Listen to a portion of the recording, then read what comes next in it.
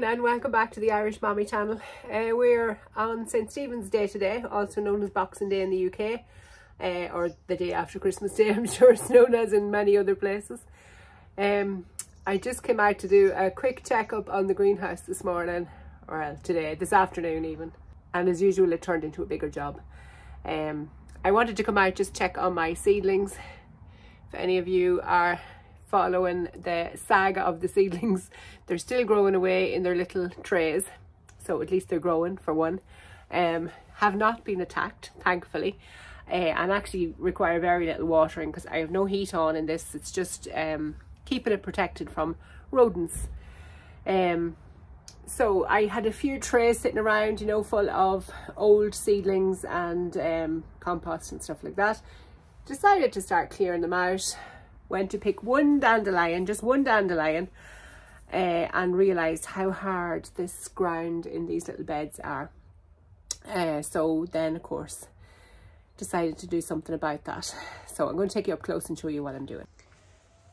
So you can see the ground has had very little attention here all over the winter, well, autumn and winter.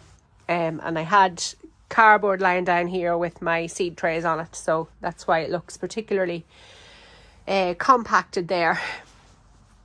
But in general the whole soil is really dry, and I had been watering it up to a point, but I suppose not enough water is the honest truth. So I just took in with my fork. Now this would normally be called broad forking, but I don't have a broad fork, so this is what you do when you're a cheapskate and you don't have a broad fork. I'm just using an ordinary fork. So I took out my soaker hose.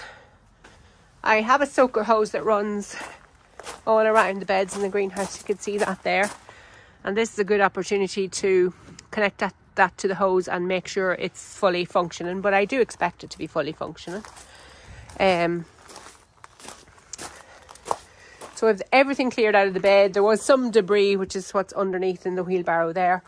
I've it all cleared out, and I just started sinking the fork into the soil and loosening it up. Now, I try to keep this no dig. I'm not particularly loyal to no dig. I like the idea of no dig, obviously, because it's less work. But I do feel at times the soil does have to be manoeuvred around to a certain extent, and this is a classic example. So mostly what I grow in here in the greenhouse is tomatoes in the summer. Small few cucumber plants. I have grown peppers in the past, but mainly I use this for tomatoes. So for that reason, I do end up walking on the bed. So you can see the bed there. It's probably, I'd say it's 1.5 meters deep, and it's hard to convey that on the camera. So I usually plant 3 tomatoes, one at the front, one in the middle, and one towards the back. So that means I do have to walk on the beds, and obviously walking on the beds compacts the soil. But couple that with very little watering, because tomatoes need so little water, it does end up with the soil getting so compacted over time. Also this spring I did not mulch this bed, which I normally mulch it every year. I don't remember why I didn't mulch it this year, but I didn't. So that is a job that's on the agenda. But first, the soil, because it hasn't been watered in so long, it's what they call hydrophobic, which is a very fancy term, but it means basically that it won't hold water. So you'll water it really well. And I have, in the autumn time, I did water this really well, but I could see myself that it wasn't actually soaking in the water. So the water's just draining straight through it, or the top of the soil will look lovely and wet, but when you dig down into it, the soil underneath is still bone dry and really crumbly. So I have a solution to sort that out, but first I'm doing this, what I'm calling broad forking, which is essentially just sticking the fork in and wiggling it about in the soil, to help aerate the soil, help loosen it up, and help leave areas for the water to soak in and puddle, and eventually be soaked in and absorbed by the soil. So I'm going to get on with that now. If I do too much talking, I'll not get enough work done.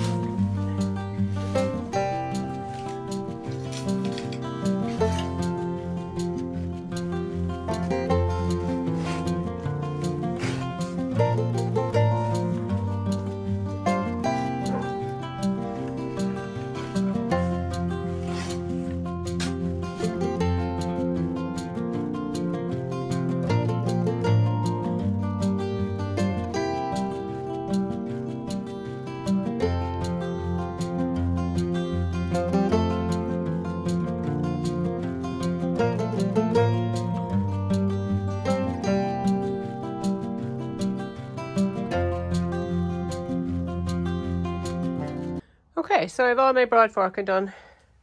Really only took about 10 minutes. Doesn't look that much different, but I'm sure you could see how the fork was being stuck in and loosening the soil up.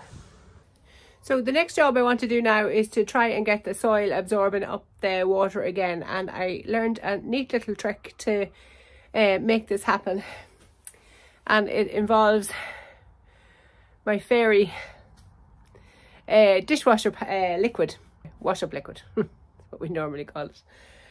So just the tiniest wee drop of this, about a half a teaspoon of it in a watering can full of water, which I have my watering can down here.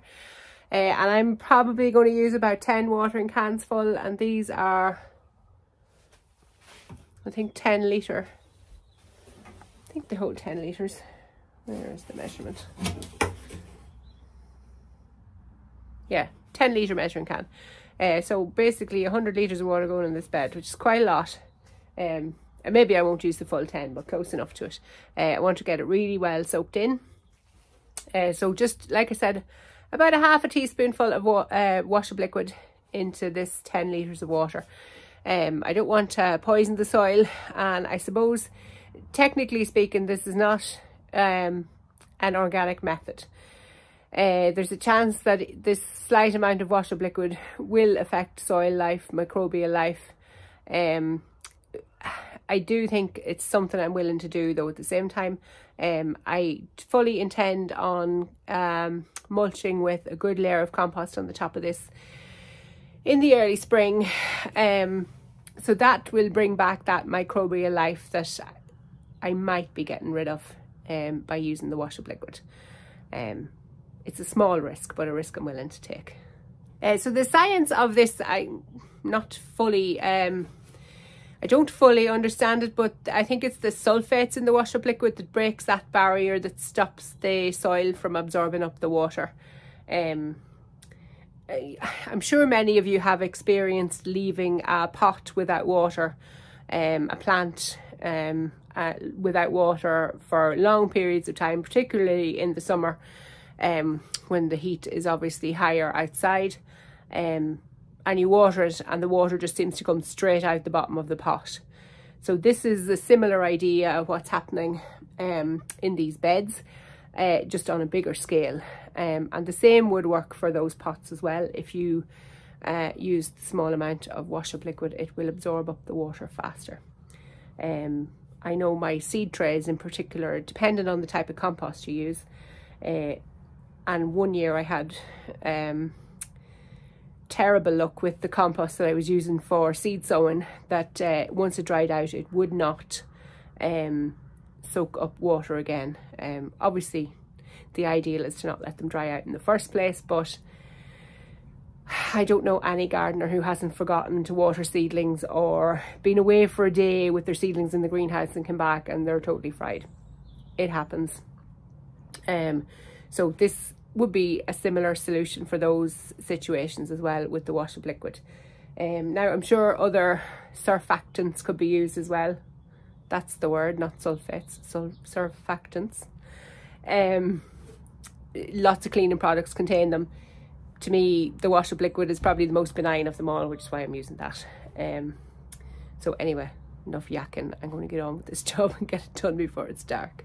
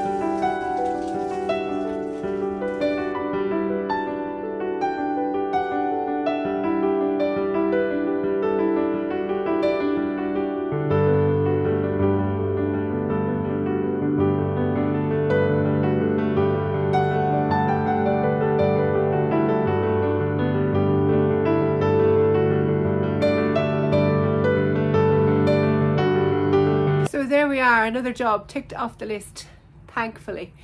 It's nice to get a bit of a start on the winter jobs finally.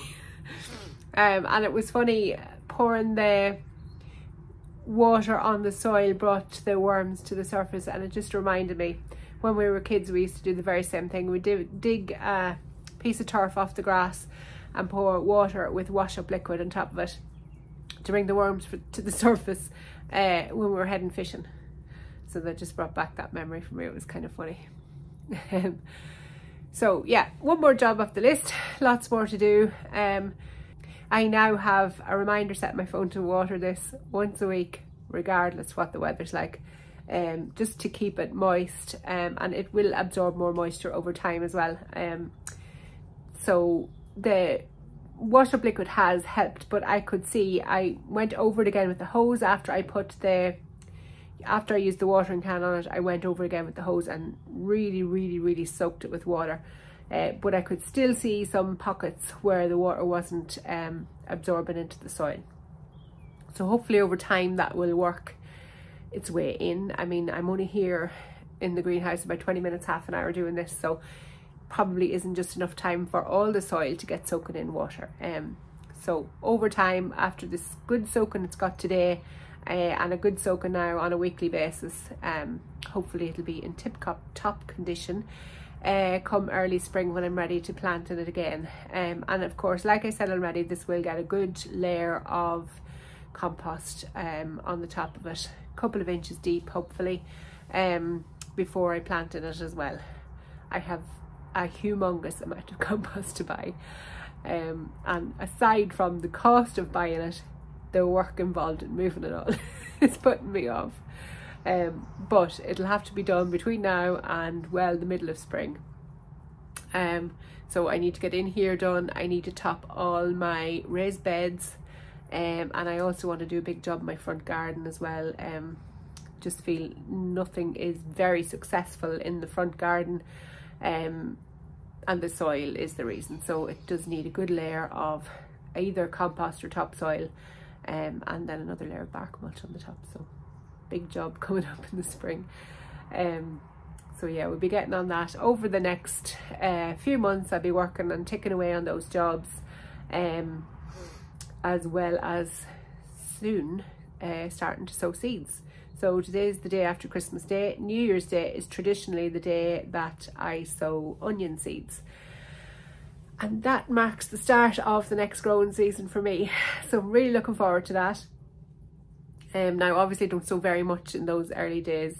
Onions will be all I'll have sown for a while, although I do want to look through my flowers this year and see what can be sown early as well, in the hopes that it might be moved out of the greenhouse or out of the propagator by the time my tomatoes are ready for popping on as well.